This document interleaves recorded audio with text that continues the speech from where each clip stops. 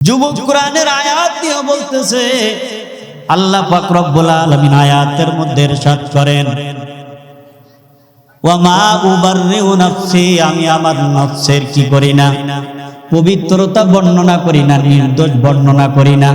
আমি যে নির্দোষ সেটা বলি না, বরং মানুষের মধ্যে যেই নফস আছে, মানুষের মধ্যে যেই মন আছে, এই মন প্রত্যেকের কোন দিকে লাআম্মারাতুম বিসসু,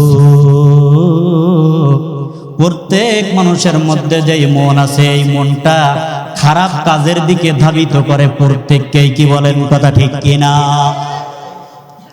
ইল্লা মা রাহিমা রাব্বি, কিন্তু একমাত্র যাকে আমার আল্লাহ পাক রব্বুল আলামিন নিজ দয়ায়, নিজ গুণে, নিজ মায়ায় যেই মানুষটাকে আমার মালিক কি করে গুনার থেকে বাঁচায় রাখে, শুধুমাত্র সেই কেবল গুনার থেকে বেঁচে থাকতে পারে। বলেন কথা ঠিক কিনা?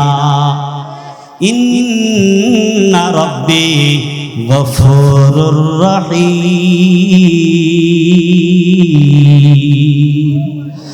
আরো জোরে বলেন আল্লাহু আকবার। আমার আল্লাহ পাক রব্বুল আলামিন ক্ষমাকারী, আমার আল্লাহ বড় দয়ালু। মানুষের মনের দিক দিয়ে মন হলো তিন প্রকার। নফস কত প্রকার? জোরে বলুন নফস কত প্রকার? আরো জোরে বলুন নফস কত প্রকার? পয়গম্বর জনাবে মুহাম্মদুর রাসূলুল্লাহ সাল্লাল্লাহু আলাইহি সাল্লাতু ওয়াস সালাম, সাহাবায়ে কেরাম রিদওয়ানুল্লাহি তাআলা আলাইহিম আজমাইন গণদেরকে প্রশ্ন করেন, ও আমার সাহাবারা, তোমরা প্রশ্নের উত্তর দাও। তোমাদের মধ্যে যদি এমন কোন সঙ্গী থাকে, এমন কোন সঙ্গী থাকে যেই সঙ্গীকে খুব সুন্দর করে আপ্যায়ন করে খাওয়াইলা, যেই সঙ্গীকে খুব ভালো করে মেহমানদারি করাইলা, সব কিছু করার পরে ওই সঙ্গী যদি তোমাদের সঙ্গে দুর্ব্যবহার করে, তাহলে এই সঙ্গী কেমন সঙ্গী একটু বলো।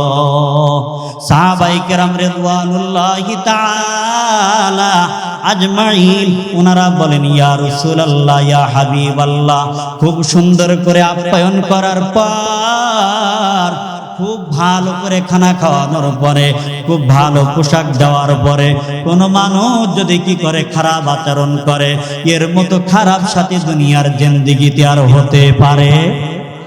আরো জোরে বলুন হতে পারে? পয়গম্বর জনাবে মুহাম্মদুর রাসূলুল্লাহ সাল্লাল্লাহু আলাইহি সাল্লাতু ওয়াস সালাম বলেন, তোমাদের মধ্যে যেই নফস আছে, যেই নফসটা তোমাদের দিলের মধ্যে আছে, যত বেশি পরিমাণ খানা খাও, মনে করো শরীর বৃদ্ধি পায়, তাই না, বরং নফস শক্তিশালী হয়। যত সুন্দর সুন্দর জামা গায়ে দাও, মনে করো তোমার সুন্দর লাগে, তা নয়, বরং নফস ভিতর থেকে শক্তিশালী হয়ে যায়। তুমি যত সাজুগুজু করো, তুমি মনে করো যে তুমি সাজতেছ, না গো না, তোমার ভিতরের নফস আস্তে আস্তে শক্তিশালী হতে থাকি। কোরআনের এই আয়াত দ্বারা, সূরা ইউসুফের এই আয়াত দ্বারা এবং হাদিস দ্বারা আমরা বুঝতে পারি যে প্রত্যেক মানুষের মধ্যে যেই কি আছে, নফস আছে, মন আছে, এরা খারাপ কাজের দিকে ধাবিত। কিন্তু এই মনটাকে আল্লাহ পাক রব্বুল আলামিন কুরআনুল কারীমের অন্য সূরার মধ্যে, সূরাতুল কিয়ামার মধ্যে, আল্লাহু আকবার, এই মনটাকে একটু পিছনের দিকে নিয়ে প্রশংসা করেছেন। বুঝে থাকলে জোরে জোরে বলুন না সুবহানাল্লাহ।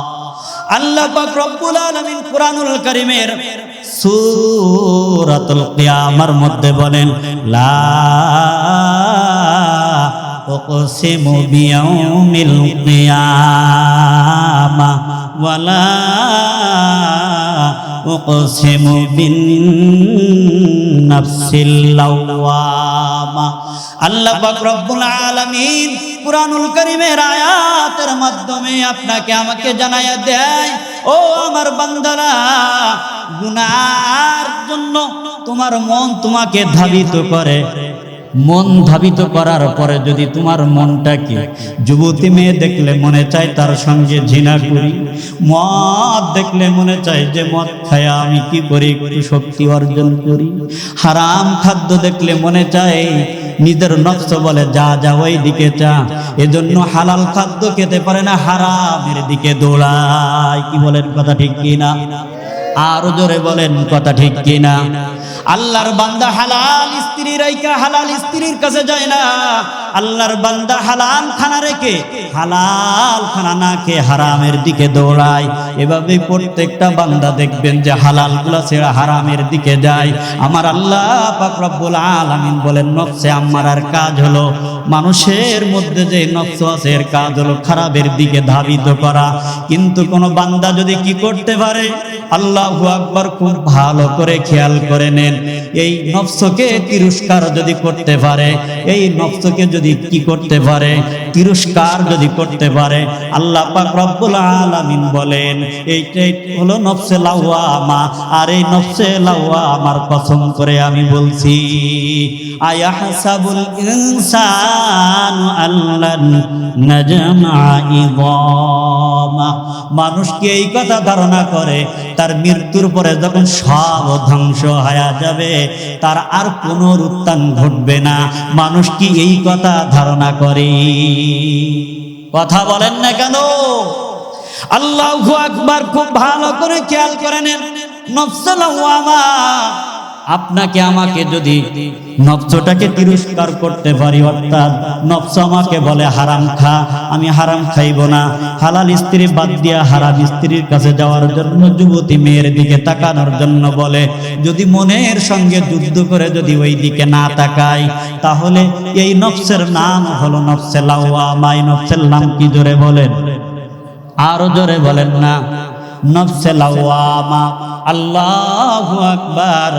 সর্বশেষ খুব ভালো করে খেয়াল করে নেন, নফসে আম্মারার পরে নফসে লাওয়ামা। নফসে আম্মারার কাজ হলো সব সময় আপনাকে আমাকে একটাও ভালো কাজের দিকে পথ দেখাবে না। এই এলাকার মধ্যেই এমন মানুষ আছে দেখবেন যে এই মানুষটা মসজিদে আজান হলে ফজরের সময় যায় না, জোহরের সময় যায় না, বাবাজি আসরের সময় কোনোদিন যায় নাই, মাগরিবের আজানের সময় যায় নাই, এশার আজানের সময় কোনোদিন মসজিদের মধ্যে যায় নাই, এমনকি দেখবেন শবে বরাতের নামাজেও কোনোদিন যায় না, শবে কদরের নামাজেও কোনোদিন যায় না। আল্লাহর বান্দা এমন বদবক্ত আর পড়া কুফার, আল্লাহর বান্দা ঈদের নামাজেও পর্যন্ত যায় না। হয় কি হয় না? জোরে বলুন আল্লাহু আকবার, আল্লাহু আকবার। এই আল্লাহর বান্দা এত বড় বদনসিব, এত বড় খারাপ, নফসে আম্মারার গোলাম হয়ে গেছে। প্রত্যেক বান্দা দেখবেন 5 ওয়াক্ত নামাজের সময় হাজিরা দেয় না, কিন্তু আল্লাহর বান্দা ঠিকই জুমার নামাজ পড়ার জন্য মসজিদে আসে। আছে কিনা জোরে বলেন?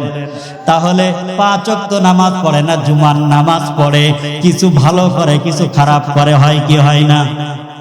মদ খায় ঠিকই, কিন্তু ইমাম সাহেবের খানা দেয়, ওদিকে মদ খায় কিন্তু এখানে ভালো কাজ করে। হয় কি হয় না?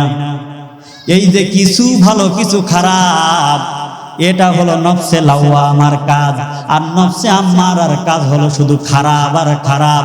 আর নফসে মুতমাইন্না হলো, খুব ভালো করে খেয়াল করে নেন, প্রথম যেটা ছিল এটা তো থাকবে না, দ্বিতীয় যে পর্যায় ছিল কিছু ভালো কিছুই খারাপ, এটাও থাকবে না।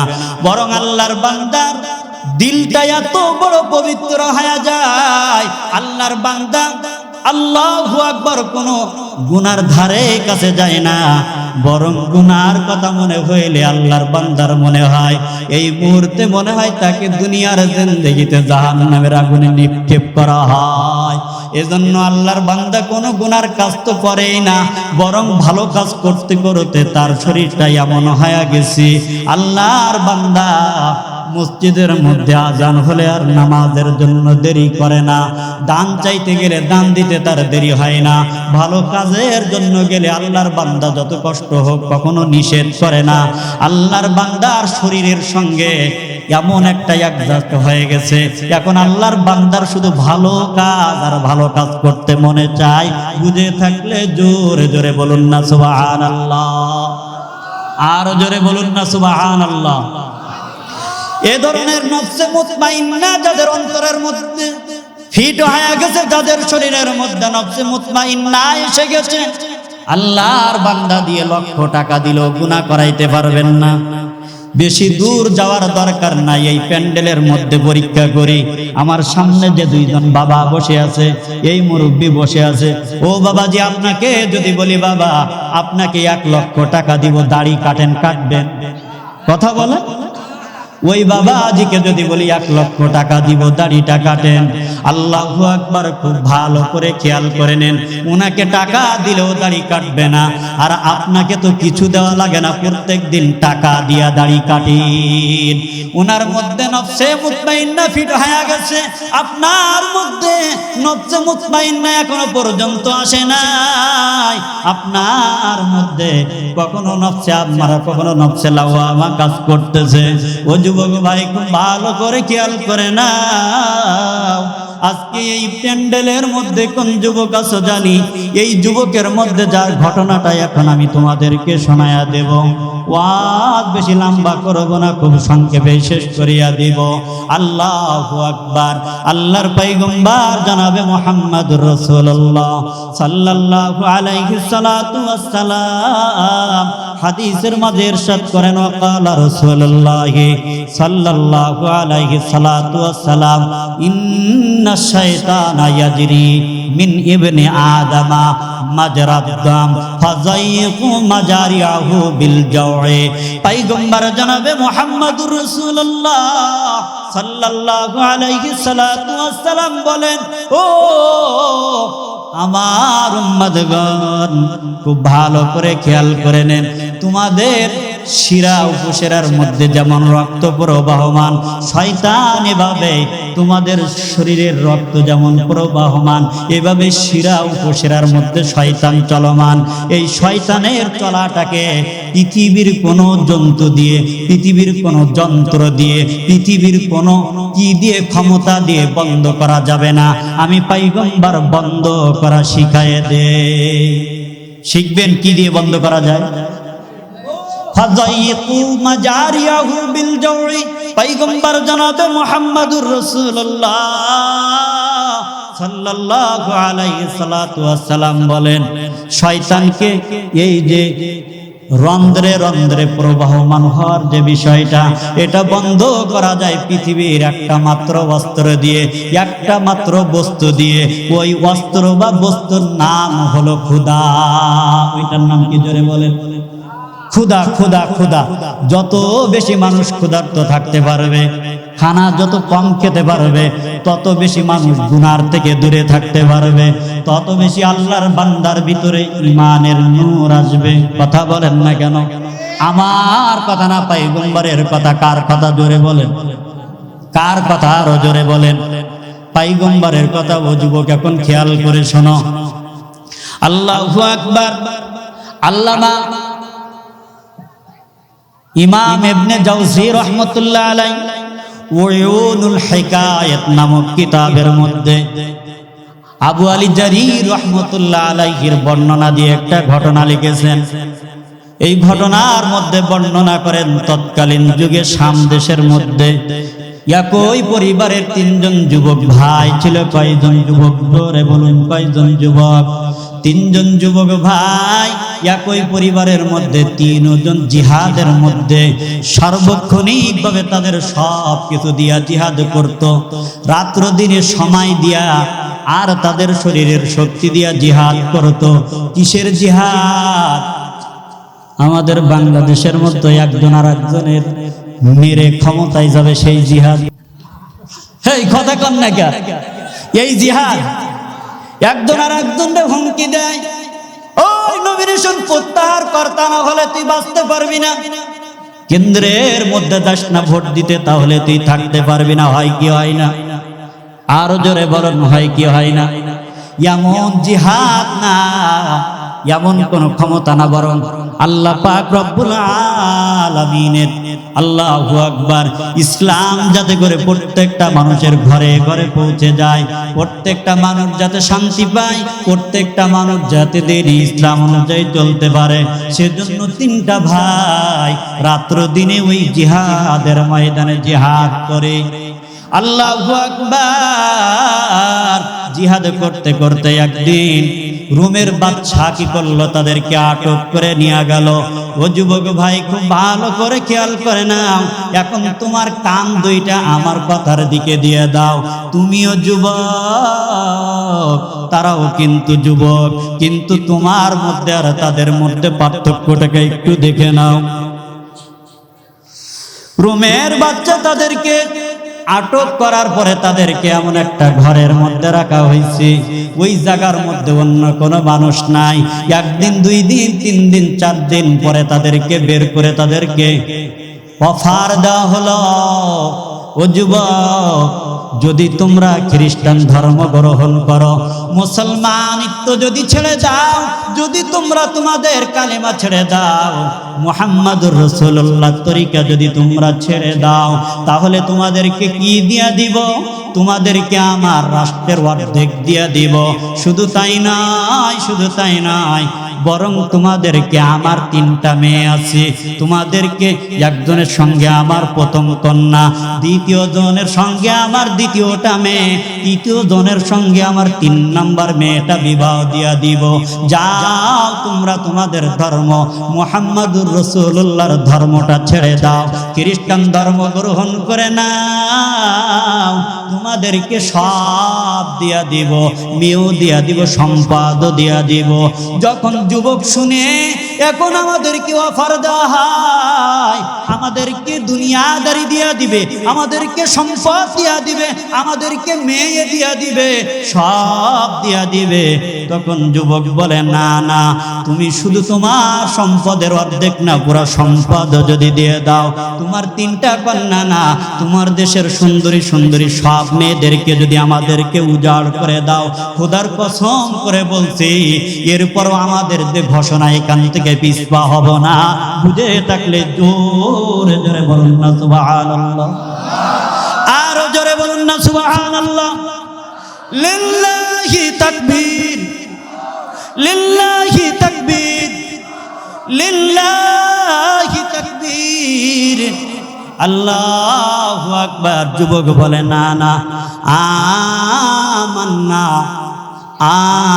আমান্না বিল্লাহি বিরব্বি মুহাম্মাদির রাসূল, আমরা ঈমান এনেছি মুহাম্মদুর রাসূলুল্লাহ সাল্লাল্লাহু আলাইহি সাল্লাতু ওয়াসসালামের রবের উপরে।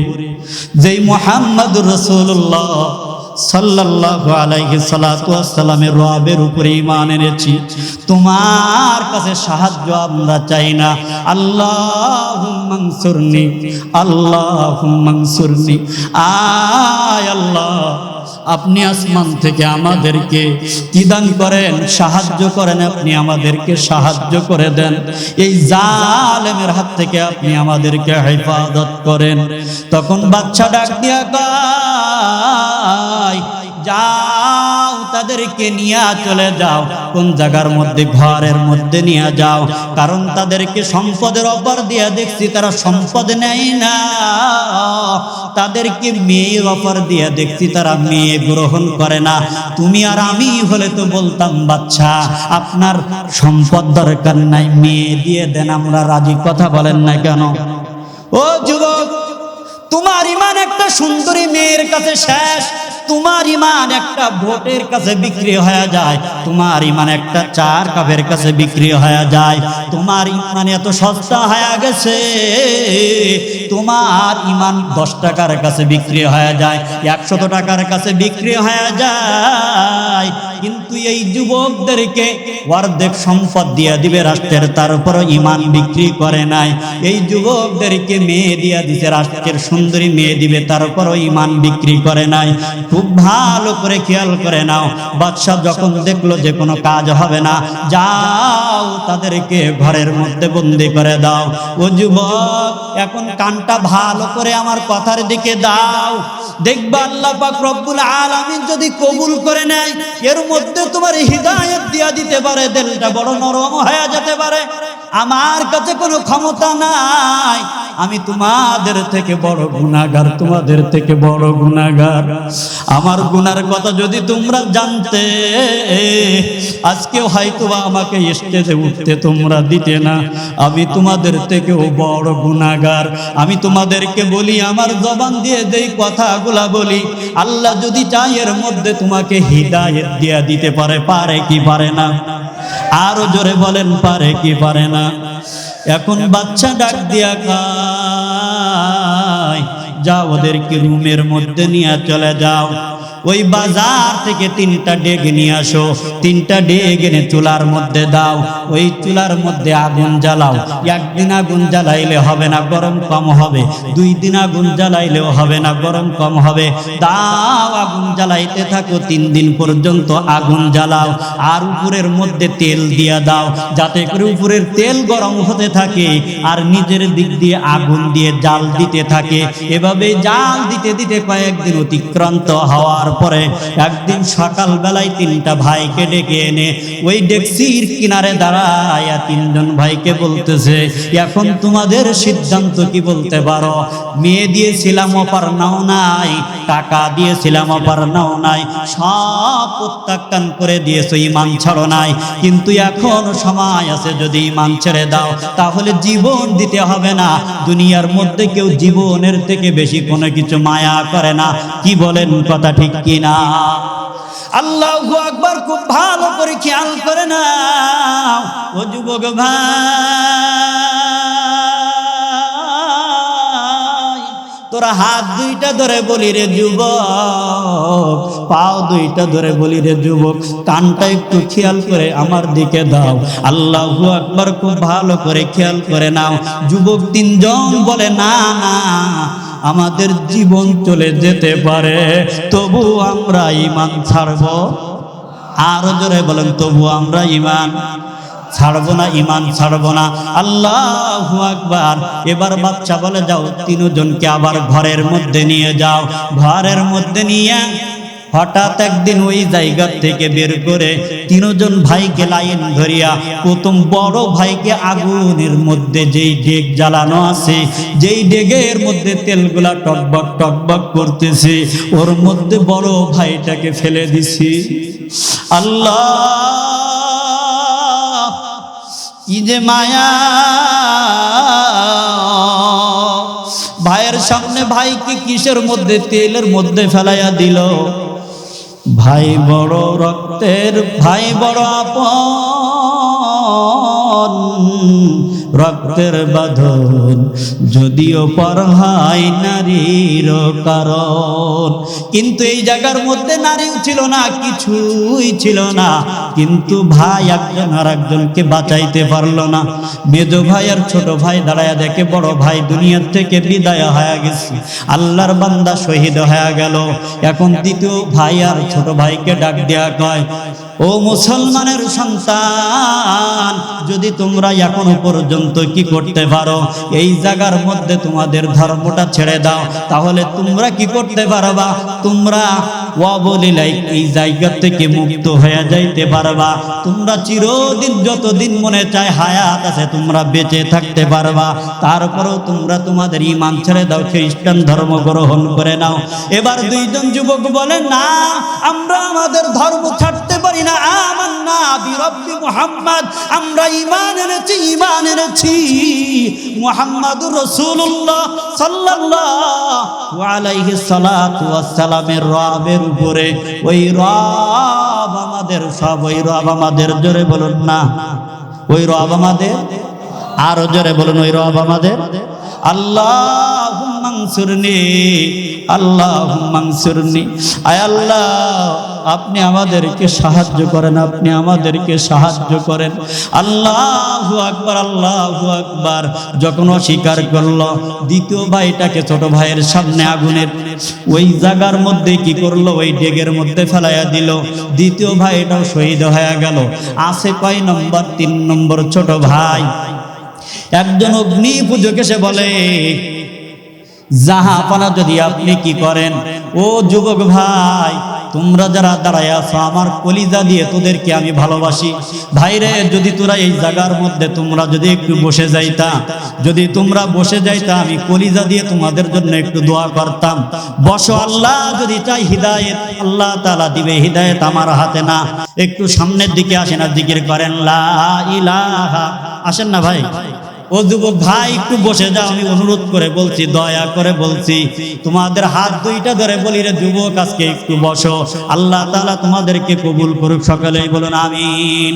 লা ইলাহা ইল্লাল্লাহ, লা ইলাহা ইল্লাল্লাহ, লা ইলাহা ইল্লাল্লাহ, লা ইলাহা ইল্লাল্লাহ, লা ইলাহা ইল্লাল্লাহ, লা ইলাহা ইল্লাল্লাহ, লা ইলাহা ইল্লাল্লাহ। আসেন না, আসেন না। ইল্লাল্লাহ, লা ইলাহা ইল্লাল্লাহ, লা ইলাহা ইল্লাল্লাহু মুহাম্মাদুর রাসূলুল্লাহ। ও যুবক, অন্তরের কান দিয়া ঘটনাটা শুনো রে যুবক। 3 নম্বর ভাইটার জন্য একজন অগ্নিপূজক এসে বলে, জাহাপানা, 2 জন মানুষকে বিদায় কইরা দিলেন, কোনো তো লাভ হলো না। কারণ যারা দুনিয়া থেকে বিদায় হয়ে গেল, তারা তো আর ফিরে আসবে না। বুঝায়া শোনায়া যদি কি করতে পারতাম, তাদেরকে আমাদের দলে ভিড়াইতে পারতাম, কমপক্ষে দলীয় 2 জন সমর্থন বাড়তো। কি বলেন, কথা ঠিক কিনা? কিন্তু মেরে তো কোনো লাভ হলো না, বিদায় দিয়ে কোনো লাভ হলো না। জাহাপানা, আমাকে একটু সময় দেন, এই যুবকটাকে আমার কাছে ছেড়ে দেন। আমি আপনার কাছ থেকে পারমিশন চাই। যদি পারমিশন দিয়া দেন, এই যুবককে আমি ওয়াদা করতেছি, একে ধর্মান্তরিত করব, একে খ্রিস্টান বানাইয়া ছাড়ব। সময় কয়দিন নিবি তুই বল? তখন অগ্নিপূজক বলে, স্যার বেশি দিন না, মাত্র 40টা দিন দিলেই হবে। কয়দিন? কথা বলেন না কেন? 40 দিন, তাও নাকি মাত্র, কথা কয় না। আল্লাহু আকবার। খুব ভালো করে খেয়াল করে নেন। কয় স্যার 40 দিন সময় দিলে হবে, বেশি দেওয়া লাগবে না। কয় যা তো, 40 দিন সময় দিয়ে দিলাম, 1 দিন 2 দিন না, 40 দিনই তোকে দিলাম। কিন্তু শর্ত হলো, তাকে বেঈমান বানাইতে হবে, তাকে খ্রিস্টান বানাইতে হবে। ও যুবক, এখন তো টাকা দিয়ে কি করা লাগে না, কিছু করা লাগে না, নিজে নিজেই তো খ্রিস্টানের ভাব ধরেছ। নিজে টাকা খরচ করে ওই সেলুনের মধ্যে যায়া মাথার চুল এমন ভাবে কাটছো, তুমি খ্রিস্টানের তরিকা বানায় নিছো। কথা বলেন ঠিক কিনা? এমন জামা গায়ে দিছো, যেই জামাটা আমার নবী জীবনে কোনোদিন পরে নাই। ও যুবক, তোর গায়ে যে 60 জামা গায়ে দিছিস তুই, আমি তোর প্রতি রাগ না, কিন্তু আমার কলিজার থেকে তোদেরকে বলতেছি, আমার অন্তরটা বড় ব্যথিত। এই যে জামাটা গায়ে দিছিস, 60 গায়ে দিছিস, আমার নবী তো কোনোদিন 60 গায়ে দেয় নাই, দিছেনি? কথা বলেন না কেন? খুব ভালো করে খেয়াল করে নেন। তুমি যে তোমার শরীরের মধ্যে কত মানুষের কত কাটিন, কত মানুষের কত পোশাক লাগাইলা, এইগুলা দিয়ে তারা তো জীবনেও কোনোদিন তোমার পরিচয় নেয় না, তারা কোনোদিন খুশিও হয় না। কিন্তু আমার নবী হায়াতুন নবী রওজায়ে আতহারে তোমার আমার জন্য, রব্বি হাবলি উম্মতি,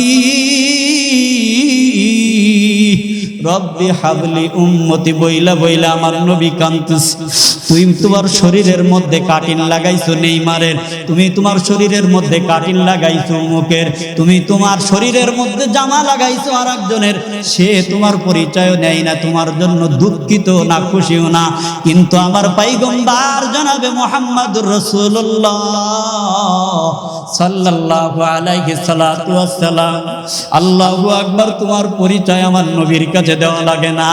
আমার নবী রওজায়ে আতহার থেকে তোমার জন্য রব্বি হাবলি উম্মতি, রব্বি হাবলি উম্মতি, আয় আল্লাহ দাঁত কুপিয়ার মুখ যে নজরুলের ছেলে আব্দুর রহমান আছে, তুমি তাকে মাফ করে দাও। নবী তোর নামটা ধইরা ধইরা নবী কান্না করে, নবী তোমার আমার নামটা ধইরা ধইরা আল্লাহর কাছে মাফ চায়। ও যুবকের পরও কি তোর মনটা আমার নবীর জন্য কান্না করে না? আল্লাহু আকবার, খুব ভালো করে না গো যুবক। ওই যুবক তখন অগ্নি পূজক তাকে বলতেছে, চলো যুবক আমার সঙ্গে চলো। আমি কি করব, আমার বাড়ির মধ্যে তোমাকে নিয়ে যাব।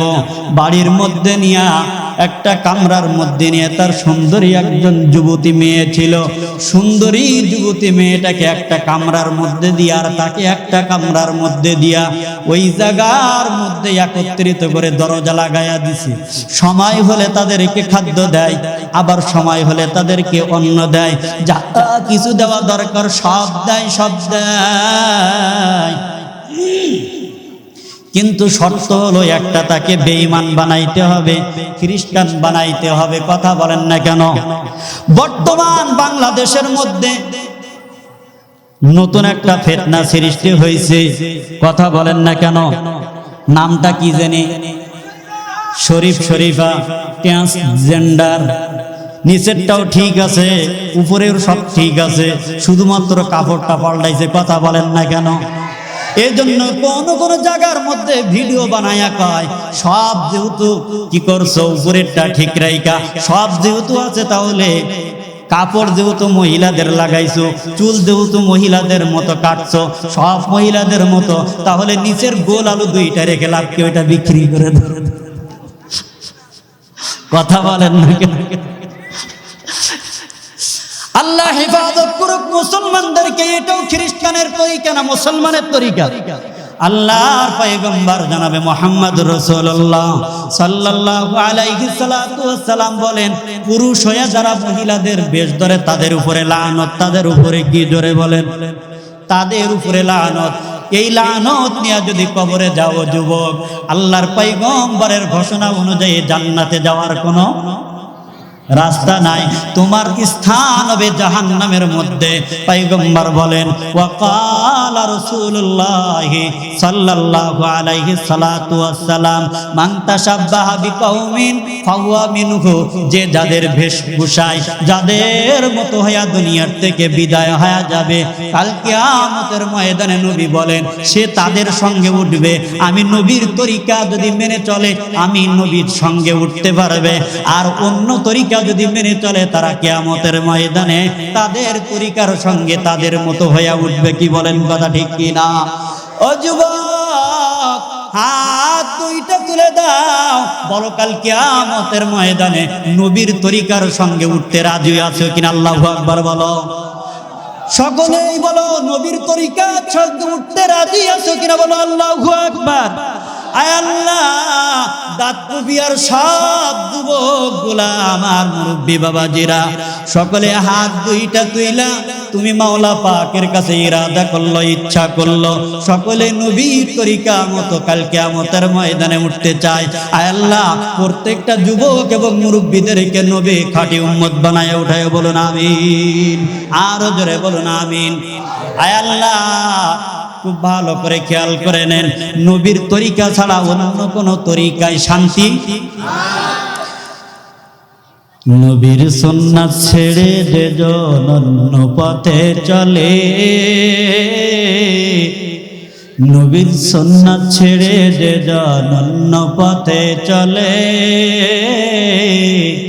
শাফাআত পাবে না নবীর হাসরের মাঠে, শাফাআত পাবে না নবীর হাসরের মাঠে। কথা বলেন ঠিক কিনা?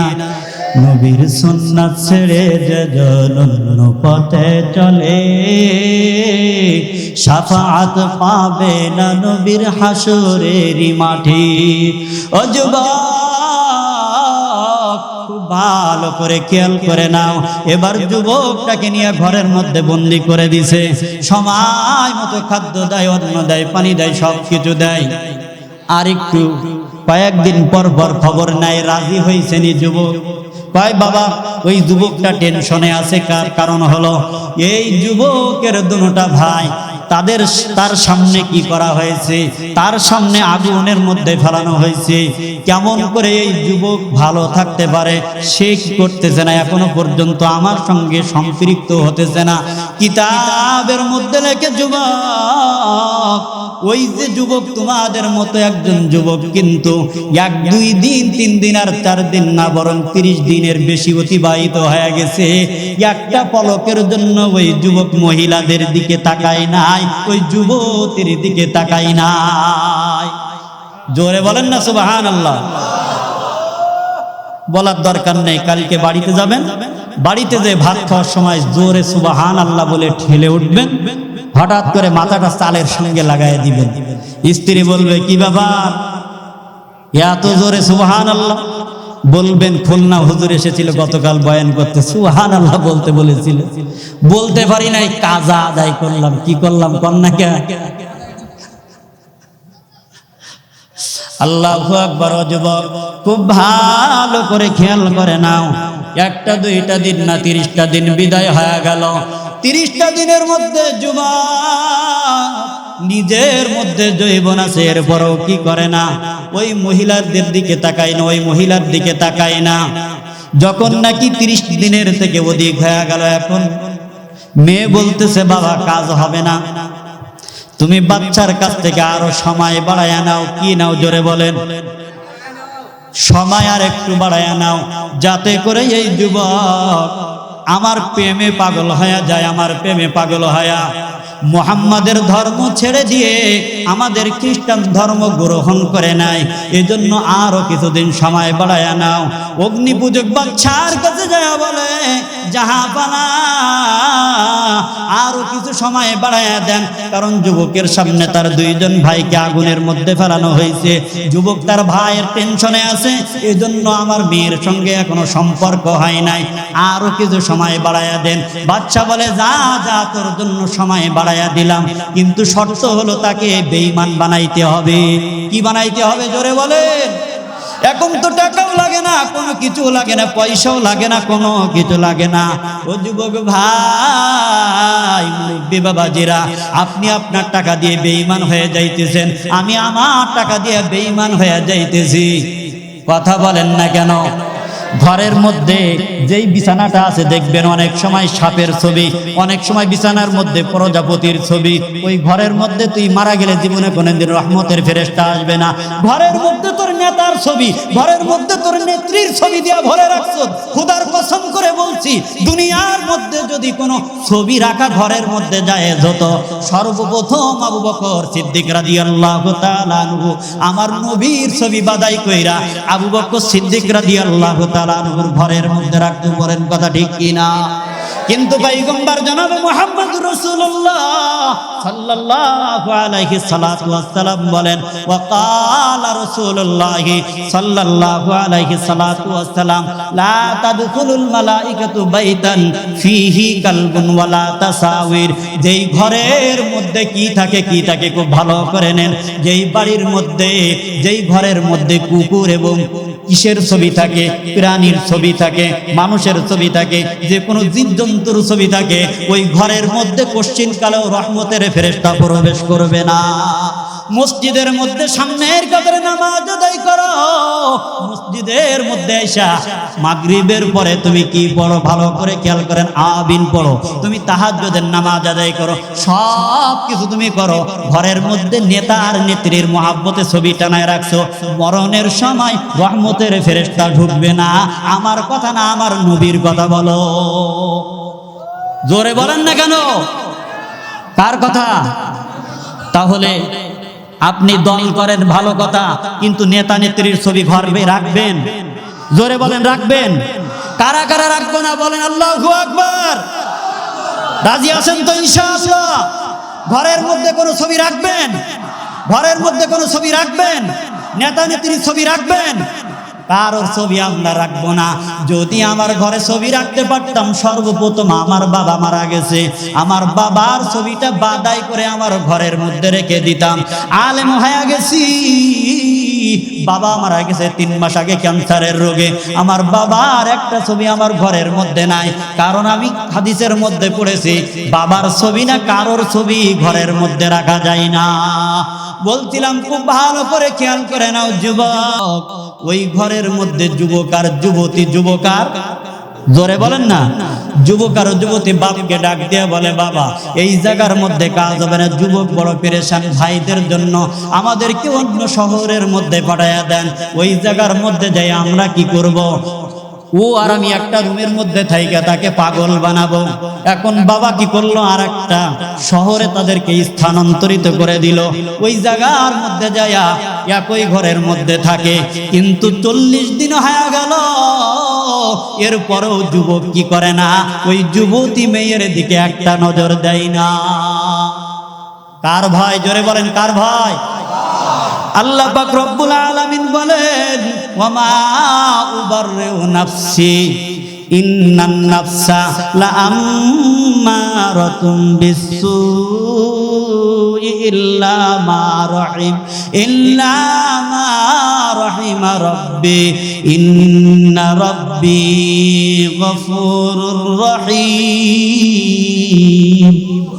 আর জোরে বলুন আল্লাহু আকবার। প্রত্যেকটা মানুষের মধ্যে খারাপ নফস আছে, প্রত্যেকটা মানুষের মন খারাপ কাজের দিকে ধাবিত, খারাপ কাজের দিকেই মানুষ ধাবিত। ইল্লা মা রাহিমা রাব্বি, কিন্তু আমার আল্লাহ যাকে নিজ কুদরতে বাঁচাই সেই বাঁচে। জোরে বলেন না সুবহানাল্লাহ। এই যুবক, এই জায়গার মধ্যে মহিলার থেকে নিজের নফসকে কন্ট্রোল করার কোনো ধরনের কি নাই, কোন ধরনের কোন যন্ত্র নাই, কোন ধরনের পথ পন্থা নাই। ইল্লা মা রাহিমা রাব্বি, এখানে আমার আল্লাহর রহমত যুবকের প্রতি সদাই হয়েছে। কি বলেন কথা ঠিক কি না? আমার আল্লাহ নিজ কুদরতে যুবককে বাঁচাইছে। বলেছিলাম পয়গম্বর হইছে হাদিস, ফাযাইয়িক মাজারিয়াহু বিল জাওই, খুদার মাধ্যমে তোমরা তোমাদের নফসকে ঠিক করো, শয়তানকে তোমাদের কাছে আসার থেকে বিরত রাখো। যুবক কি করে? দিনের বেলায় রোজা রাখে, রাত্র বেলায় সারাটা রাত্র তাহাজ্জুদের নামাজে কাটায়া দেয়। তো জোরে বলেন না সুবহানাল্লাহ, আল্লাহু আকবার।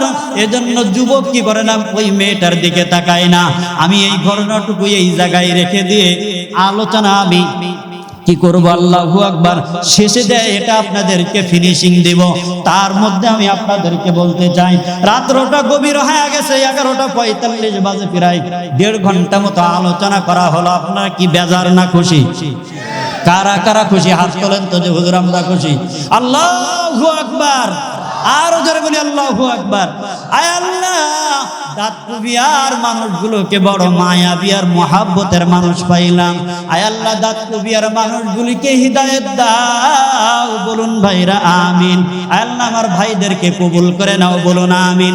আয় আল্লাহ, আমার ভাইদেরকে দিয়ে মসজিদ ভরপুর মুসল্লি বানাইয়া দিও, সকলেই বলুন আমিন। ও ভাইজান, এই ঘটনাটা এই জায়গার মধ্যে রেখে শেষে যে ফিনিশিং দিব, তার আগে আমি তোমাদের কাছে বলতে চাই, এই মজলিসের মধ্যে কারা আছে একটু হাত তুলে দেখাও। যে হুজুর, আমি তোমাদের কাছে প্রশ্ন করি, কার বাবা আছে হাত তুলে দেখাও। কার বাবা আছে হাত নামাও। কার মা আছে হাত তুলো। তাহলে বাবা আছে, মা আছে, 2 গ্রুপ পাইলাম। এবার বলো কাদের মা নাই, হাত নামাও। কাদের বাবা নাই? তাহলে মাও নাই, বাবাও নাই। এমন অনেক যুবককে পাইলাম, মুরব্বী বাবাজিদেরকে পাইলাম। ও যুবক, দুনিয়ার মধ্যে যার মা নাই, দুনিয়ার মধ্যে যার বাবা নাই, যুবক তার দুনিয়ার মধ্যে মায়া করার ভালোবাসার কেউ দুনিয়ার মধ্যে নাই। খুব ভালো করে খেয়াল করে নাও। হাদিসের মধ্যে পয়গম্বর জনাবে মুহাম্মদ রাসূলুল্লাহ সাল্লাল্লাহু আলাইহি সাল্লাতু ওয়াসসালাম বলেন, আমার পূর্বের বক্তা শাহজালাল হাফেজ শাহজালাল সাহেব বলেছেন, রিদার রব্বি ফি রিদাল ওয়ালিদাইন, পিতা মাতার সন্তুষ্টির মধ্যেই হলো সন্তানের জান্নাত। কার জান্নাত? জোরে বলেন, আরো জোরে বলেন, কার জান্নাত? ও সন্তান, হাদিসের মধ্যে আছে, খুব ভালো করে খেয়াল করে নেন, মাল মাইয়িতু ফিল কবরি ইল্লা কাল গরীকিল মুতাগাউইস ইয়ানতাজিরু দাওয়াতান তালহাকুহু মিন আবিন আও উম্মিন আও ওয়ালাদিন আও আখিন আও উখতিন আও সালিহিন আও সাদীকিন ফাইদা লাহিকাতহু কানা হাব্বা ইলাইহা মিনাদ দুনিয়া ওয়া মা ফিহা ওয়া ইন্না হাদিয়াতাল আহইয়াই ইলাল আমওয়াত আল ইস্তিগফারু লাহুম। পয়গম্বর জনাবে মুহাম্মদুর রাসূলুল্লাহ সাল্লাল্লাহু আলাইহি সাল্লাতু ওয়াসসালাম বলেন, গভীর রাতের মধ্যে সমুদ্রের মধ্যে জাহাজ চলা অবস্থায় ওই সমুদ্রের মধ্যে যদি তুফান শুরু হয়ে যায় আর এমত অবস্থায় জাহাজের যাত্রীগুলা বাঁচতে চায়, করুণ সুরে আর্তনাদ করে, আল্লাহ আপনি আমাদেরকে এই জায়গা থেকে হেফাজত করেন, আয় আল্লাহ আপনি আমাদেরকে বাঁচায়া দেন, আয় আল্লাহ আপনি আমাদেরকে এই জায়গা থেকে আপনি একটু বাঁচায়া দেন। যেমন করুণ সুরে ওই জায়গার মধ্যে এই মৃত্যুপথগামী যাত্রীগুলা আল্লাহর কাছে সাহায্য চাই, মানুষের কাছে সাহায্য চাই। ও যুবক, যেই মার কবরের মধ্যে রেখে আসছো, বাবার কবরের মধ্যে রেখে আসছো, ওই মা এবং বাবা ওই মৃত্যুপথগামী জাহাজের যাত্রীদের মতো তোমার আমার দিকে চেয়ে আছে, তোমার আমার দিকে চাইয়া চাইয়া বলতেছে, সন্তান আমি কবরের মধ্যে বড় বিপদের মধ্যে আছি, দুনিয়ার মধ্যে কত সম্পদ তোর জন্য আমি রেখে আছি, আজকে আমার সম্পদ দিয়ে তুমি খাইতেছো, আমার সম্পদ দিয়ে তুমি বড় হইছো, আমার সম্পদ দিয়ে তুমি দুনিয়ার মধ্যে অনেক কিছু করছো, কিন্তু আমি কবরের মধ্যে বিপদগ্রস্ত হয়ে কান্না করি, সন্তান আমি মাতা পিতার জন্য কিছু পাঠাও। কি পাঠাও? জোরে বলেন, আমি মাতা পিতার জন্য কিছু পাঠাও। এভাবে তোমার আমার মা, তোমার আমার বাবা কবরের মধ্যে কি করতেছে? কান্নাকাটি করতেছে। হাদিসের মধ্যে আসছে, পয়গম্বর বলেন, ওয়া ইন্না হাদিয়াতাল আহইয়াই ইলাল আমওয়াতিন, জীবজন্তু বানায়া তাদের মধ্যে এই যে চাহিদা, কিন্তু জীবজন্তু আর জানোয়ারের মধ্যে আমার আল্লাহ পাক রব্বুল আলামিন আকল নামক জিনিস দান করে নাই, জ্ঞান বুদ্ধি দান করেন নাই। আর মানুষ নামক মাখলুক বানায়া আমার মালিক আল্লাহ পাক রব্বুল আলামিন আকল দান করলেন, চাহিদা নামক নফস আল্লাহ তাআলা দান করলেন। কি বলেন, কথা ঠিক কিনা? মানুষের মধ্যে আল্লাহ দুটাই দিয়ে আল্লাহ বুঝাইতে চাই, যদি তোমরা কি করতে পারো, আকল আর জ্ঞান দিয়া নফসের উপরে যদি তোমরা কি করতে পারো, প্রবল হইয়া নফসের ধোঁকা থেকে যদি বেঁচে থাকতে পারো, কিতাবের মধ্যে লেখে এই মানুষগুলা দুনিয়ার মধ্যে থেকে ফেরেশতাদের থেকে উত্তম।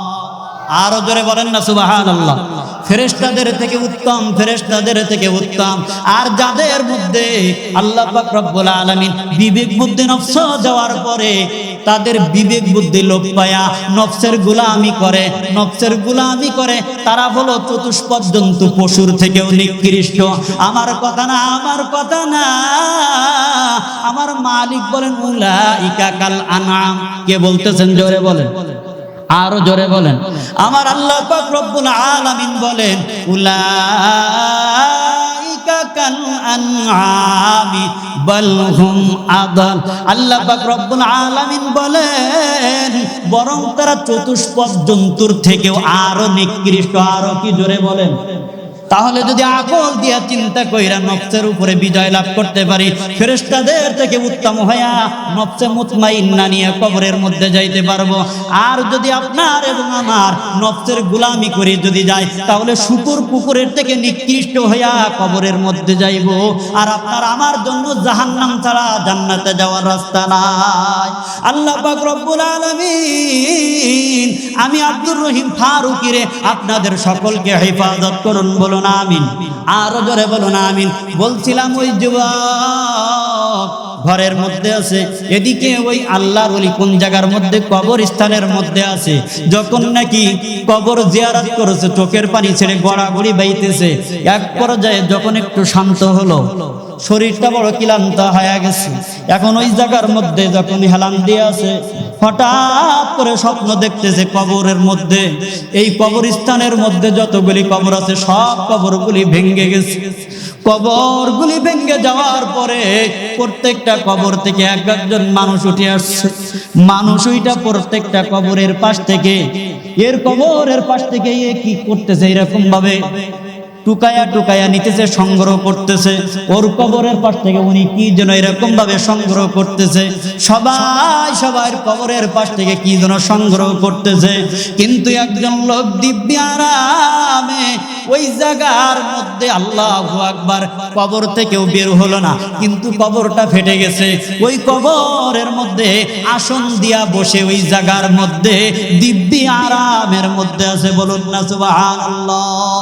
এবার আল্লাহর ওলি ওই লোকটার কাছে যায় জিজ্ঞাসা করে, ও ভাইজান, সব মানুষগুলা দেখি কবর ফেটে যাওয়ার পরে তাদের পাশ থেকে কি কি যেন সংগ্রহ করতেছে, তারা কি সংগ্রহ করতেছে, আর তুমি কেন বা কবরের মধ্যে দিব্যি আরামে বসে আছো বলো। তখন আল্লাহর বান্দা বলতেছে, ভাই, দুনিয়ার মধ্যে এই কবরওয়ালাদের যাদের সন্তানাদি আছে, বন্ধু বান্ধব আছে, ছেলে মেয়ে আছে, তারা কেউ দান করছে, কেউ সদকা করছে, কেউ ইস্তেগফার করছে, যে যা কিছু করছে ওইগুলা এই জায়গার মধ্যে এসে জমা হয়েছে। ওইগুলা নেওয়ার জন্য তারা বাইরে বের হয়েছে। জোরে জোরে বলুন না সুবহানাল্লাহ। ও ভাই, তাহলে সব মানুষ কবর থেকে বের হয়ে অনেক কিছু সংগ্রহ করলো, কিন্তু আপনি কেন বসে আছেন বলেন? এখন যুবক ভাইকে উত্তর দেয়, সব মানুষ গেছে তাদের দুনিয়ার মধ্যে একটা হাফেজ সন্তান নাই, একটা আলেম সন্তান নাই। কি নাই? জোরে বলেন। হাফেজ সন্তান নাই, আলেম সন্তান নাই। কথায় কথা আসে, না বললেই পারা যায় না। কাল কিয়ামতের ময়দানে খুব ভালো করে খেয়াল করে নেন, আমরা কবরে মানুষদেরকে রেখে আসার পরে কিছুদিন পরে কবর ভেঙে গেলে কবর থেকে দুর্গন্ধ আসে। বেশি দিন যদি হয় কবরের কাফনও ঠিক থাকে না। আরো বেশি দিন যদি হয়ে যায়, এরপরেও দেখবেন যে কোনো কিছু পাওয়া যায় না, শুধু মাথার খুঁড়ি আর হাড্ডি গুড়ি ছাড়া কিছুই পাওয়া যায় না। বলেন কথা ঠিক কিনা? কিন্তু আল্লাহর পয়গম্বরের হাদিস অনুযায়ী 5 নির্বাধিক মানুষের লাশ কখনো কবরের মধ্যে পচে না। আরো জোরে বলেন না সুবহানাল্লাহ।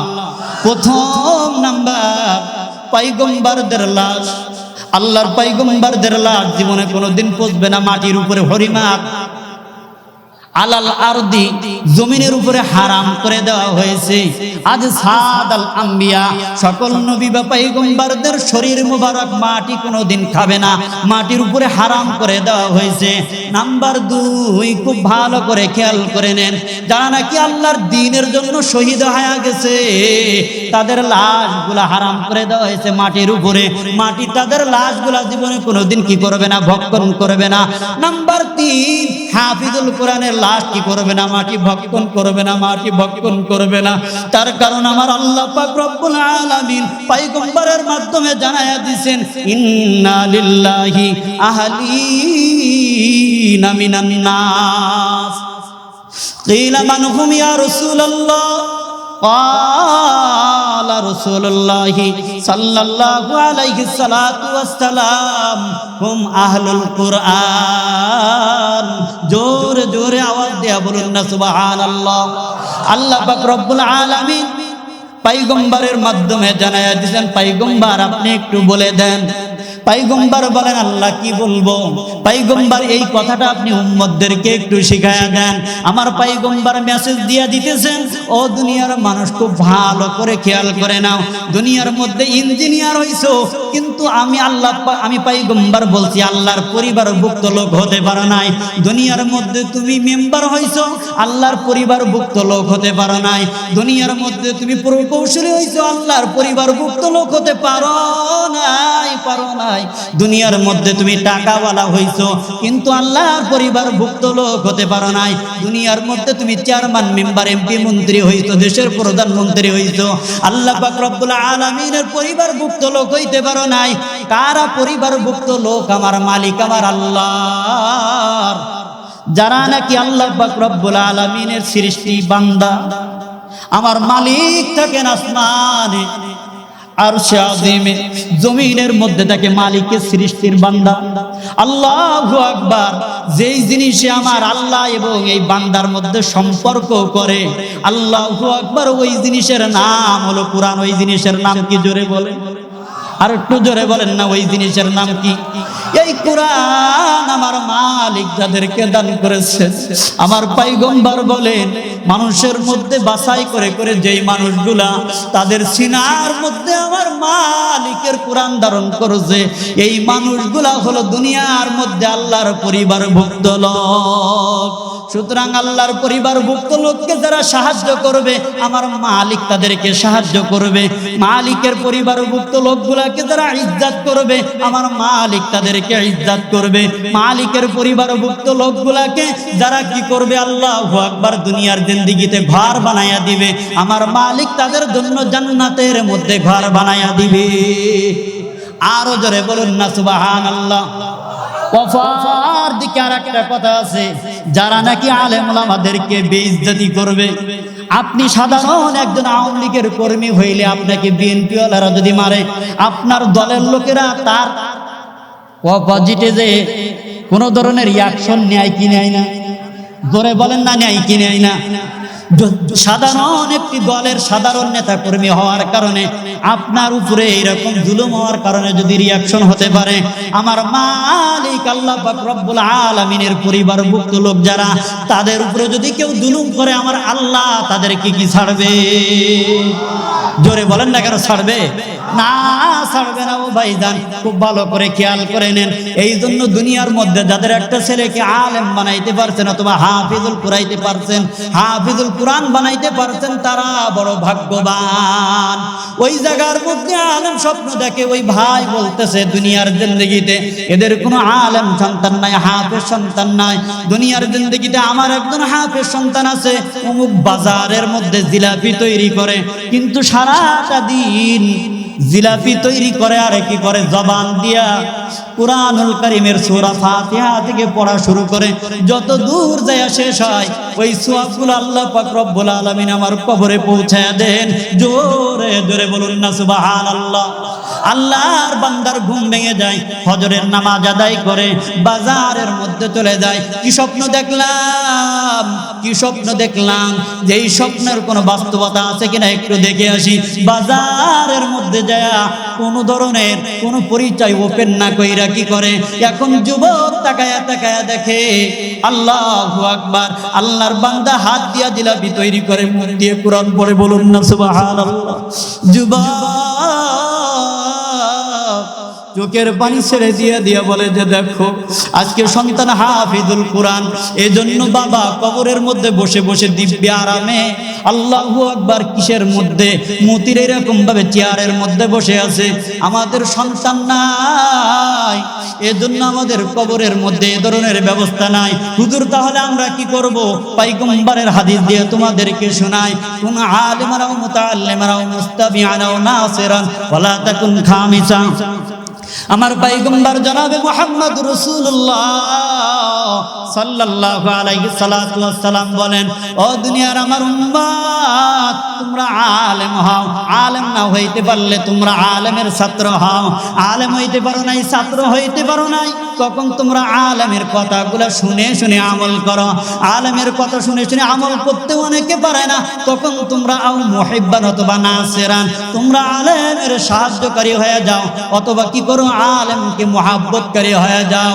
এখান থেকে আমি আপনাদেরকে বলবো, কোন ভাই আছেন বলেন, হুজুর আমি মাদ্রাসায় একটা তৈরি করতে পারবো না, এই এলাকার মধ্যে আমার এমন ক্ষমতা নাই, একটা মাদ্রাসা তুলে দিব অথবা মাদ্রাসার খরচ সারা বছর চালাইবো।